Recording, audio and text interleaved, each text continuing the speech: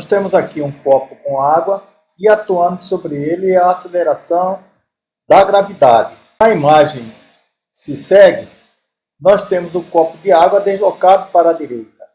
E aí aparece a variável da aceleração, que é contrária ao movimento do copo. E também muda o vetor resultante da gravidade, que passa a ser perpendicular, que continua sendo perpendicular à lâmina d'água. Aqui nós vemos um acelerômetro, que é um aparelho e medimos com ele a aceleração. Note que existe uma estrutura ancorada em duas molas, no caso molas eletrônicas ou piesos. Essa estrutura se move em torno de pratos. Esses pratos são sensores ou capacitores e a movimentação desses sensores faz com que a saída elétrica em termos de tensão seja diferente entre entrada e saída. Logo abaixo aqui nós vemos o acelerômetro tamanho em comparação com uma moeda de $1. Nota que é muito pequeno. Do lado direito nós temos aqui um acelerômetro já montado em um cartonado e necessitando apenas colocar, por exemplo, um controlador ou regulador de voltagem. Nós estamos aqui agora na página de um aplicativo chamado MyTech. Esse aplicativo está disponível tanto para Android quanto para smartphone. Note aqui que na primeira tela nós temos o botão iniciar em vermelho. Na segunda telinha dele, o botão desligar. Também vemos uma pasta para guardar os arquivos e uma engrenagem que você faz a configuração, na qual você pode, por exemplo, colocar quantas vezes você quer que se repita o sinal por segundo, ou seja, a frequência, e também para onde enviar os dados. Há também um botão chamado G. Esse botão você liga ou desliga se você necessita ou não da aceleração da gravidade. E aí mais telas à direita. A última tela aí mostra, por exemplo, um dispositivo para medir altura de queda. Mais telas mostrando visualizações gráficas e uma tela onde você tem um tutorial. Então, vemos aqui a imagem do celular e o celular já tem um acelerômetro embarcado triaxial. Na transversal tem a direção Y, X, melhor dizendo. Na direção vertical nós temos a direção Y e frontal ao aparelho a direção Z. Bem, meu nome é Luiz Carlos Figueiredo, eu quero apresentar aqui para vocês como fazer a medida de aceleração, velocidade e posição com o acelerômetro e auxílio do cálculo integral, no caso numérico, e do Python. Bem, inicialmente importamos 3 bibliotecas para o Python: a NumPy, a Matplotlib e a Pandas, ou Pandas. E a tarefa inicial é instalar aqui um dataframe com os dados coletados com o celular. Esses dados foram exportados para um arquivo chamado elevador CSV e está separado por ponto e vírgula. Então nós usamos aqui a função ptread_csv, passamos para esta variável df aqui, vamos rodar inicialmente, como eu já disse, as bibliotecas, depois o dataframe e aqui vou fechar para rodar mais uma vez o dataframe. Vamos notar aqui que o dataframe, aqui, quando eu coloco dessa forma só df, ele apresenta as 5 primeiras linhas e as últimas 5 linhas. Então, é notável aqui que tem 2.508 linhas. Tá? E se olhar aqui o tempo, quase 42 segundos. Então, em 42 segundos, 2.508 linhas. Então, está numa frequência alta para essa tarefa aí. Está boa a frequência. Nós temos 4 variáveis: tempo, a direção X, a direção Y, e aqui eu deixei em maiúscula a direção Z, porque é essa aqui que vai nos importar. Vou fechar mais uma vez aqui, só para mostrar para frente.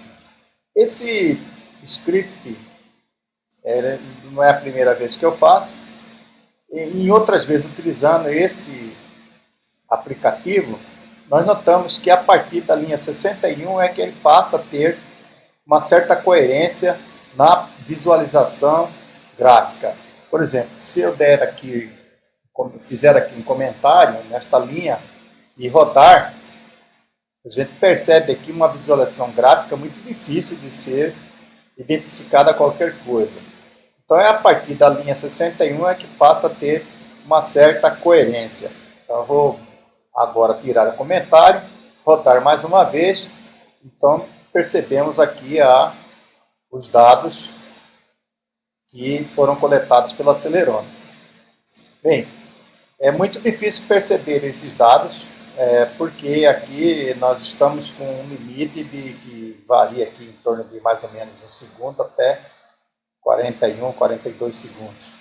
Vou colocar aqui o limite agora de 1 segundo a 5 segundos, para que a gente perceba como os dados já estão sem ruídos. Então, percebe que os dados aqui não têm ruído. Isso aqui é feito pelo próprio aplicativo. Se for utilizar um acelerômetro, por exemplo, em robótica, é preciso fazer a filtragem de passa baixa, passa alta, etc. e tal. Não é o caso nosso aqui. Então, vou deixar mais uma vez o comentário. Então, o próximo passo agora é pegar essas variáveis, a do tempo e a que nos interessa, a Z, e passar aqui para raiz, para vetores. Então, vou fazer isso e determinar o comprimento desses vetores. Então, eu passei aqui n length, vai dar o comprimento do vetor. Bem, agora vamos conhecer um pouco mais as nossas variáveis, no caso aqui t e z. Antes de mais nada, vamos passá-la para vetor. Então, nós retiramos do data frame aqui, tem aqui t e z, e vamos passar agora na forma de vetor, utilizando essa função aqui, np_array. T e Z. Antes eu gostaria de informar que esse slice que foi feito aqui na linha 61 até a linha 2508 é feito com essa função aqui df.log. Existe outra função que também faz slices no dataframe pandas, que é a função illoc. No caso aqui nós estamos usando a função log. Bem, então vamos passar aqui, rodar, não deu erro. E aqui nós passamos essa variável com a função length, ou seja, o comprimento do vetor t. Então nós temos aqui, e vamos ver agora a saída de n 2447, que confere com o número de linhas aqui. T inicial, nós temos aqui 1013 e T final n-1. Agora, a primeira chamada de atenção é com relação ao vetor final, a posição final do vetor t. Não é n-1 por quê? Vamos explicar isso aqui.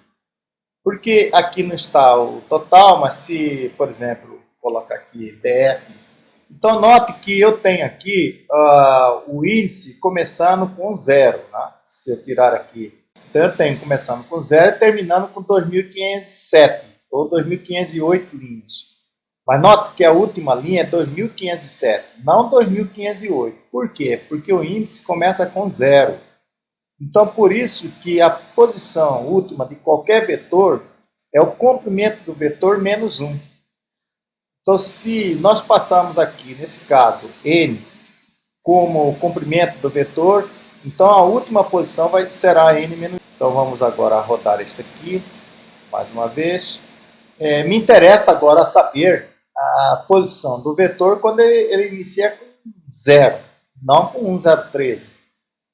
Então, para isso eu passo vetor menos a posição inicial 0 Vou rodar e aqui tem o zero. Eu posso fazer algum ajuste, porque esse zero aqui talvez não seja tão zero como a gente está vendo aqui, visualizando. Nem este aqui, no final, seja zero como deveria ser em qualquer dado de aceleração se eu entro em repouso e só resta a aceleração da gravidade. Então a aceleração de contexto teria que ser zero. Então eu vou colocar aqui Z0 para saber qual é a posição o valor do vetor em zero. É 0,28. E na última posição qual seria? 0,01. Nós podemos arrumar um pouquinho aqui para ver se melhora esse resultado, fazendo dessa forma, Z menos Z0, tá? Distribuindo esse erro aqui de 0,28 por todo o comprimento do vetor. Né? T, aqui no caso vamos mudar para N, todo o comprimento do vetor. E agora vamos verificar qual é a posição 0, aí continua, não melhorou muito, 0,27, e a posição última do vetor melhorou, porque era 0,01, passou a ser 0,09. Nem tanto também, né? Porque aqui mais uma posição de 0,09 mais 0,001, por exemplo, daria 0,01. Em seguida, vamos rodar aqui e ver que figura é essa. Então aqui nós temos uma figura, uma função, e essa função, abaixo dela, dividimos em vários retângulos. Esses retângulos produzem algum erro que pode ser compensado. Note que aqui, o que ultrapassa aqui pode ser compensado com o que falta aqui, e assim por diante. Então, se eu calcular essas áreas aqui embaixo e somá-las, eu posso saber a integração sobre essa curva aqui. Bem, primeiro, numericamente é preciso que todos esses intervalos tenham o mesmo tamanho. Então, por isso aqui, D. E nesse caso aqui, como é que eu faço? Tá? Note que aqui são trapézios. Então, se eu somar esta ordenada mais esta ordenada dividir por 2, eu tenho trapézio. Vezes D, eu vou ter a área do trapézio. Então, essa ordenada mais esta ordenada dividida por D, eu tenho, multiplicada por D, perdão, eu tenho a área do trapézio. Então, inicialmente, preciso saber a posição de A, que é T0, e a posição de B, que é T menos 1. E aí, esse D vai ser B menos A sobre N. E a integral? A integral será essa distância D, que multiplica o vetor Z na sua posição inicial, mais o vetor Z na sua posição final, dividido por 2. Então, eu faço a média do primeiro e do último. Mas a soma de todos os vetores que não foram contados na primeira vez. Então, soma todos os vetores para que eu considere os que já foram contados, eu diminuo. Então, Z na posição 0 e Z menos 1. Dessa forma, eu vou fazer com que a integral seja D, que multiplica a primeira ordenada mais a última ordenada dividida por 2, mais a soma de todas as ordenadas, menos as ordenadas que já foram consideradas neste termo. Então, dessa forma, eu tenho a integral numérica. Vamos rodar aqui. E a integral é a velocidade média, quando se trata de aceleração. Então, eu achei que 0,88 metros por segundo. Mas será que isso aqui é real? Então, vamos rodar agora um gráfico para verificar o comportamento dessa velocidade no gráfico. Bem, a velocidade, se o corpo entrou em repouso, no caso o elevador entrou em repouso, tem que terminar em zero. Então, eu vou fazer aqui uma soma acumulativa, para isso eu uso essa função aqui, consum, multiplicada, a soma acumulativa é a multiplicação de Z por D, ou seja, de cada ordenada pelo intervalo. Então aqui eu vou usar agora a função do matplotlib PLT, vou chamar t e vel, que é essa variável que eu passei aqui como soma acumulativa. E PLT grid vai me dar em forma de grade o gráfico. Então vamos rodar. Note que o gráfico até mostrou algumas coisas. Por exemplo, mostrou que no início aqui está em repouso, aqui também, mas está com a linha de terra, como dizem, né, ou offset, como dizem os americanos, está inclinado. Olha, isso aqui, olha, não está coincidindo com o 0, 0. Então, nós vamos agora aplicar a regra da equação da reta, achando o coeficiente angular.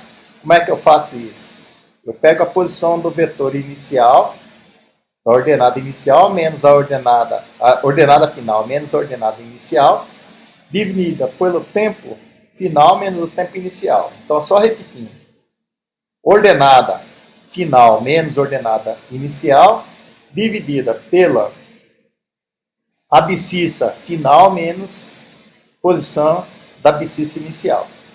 Esse Q aqui é a posição da ordenada em zero, na posição inicial, que eu chamei de Q.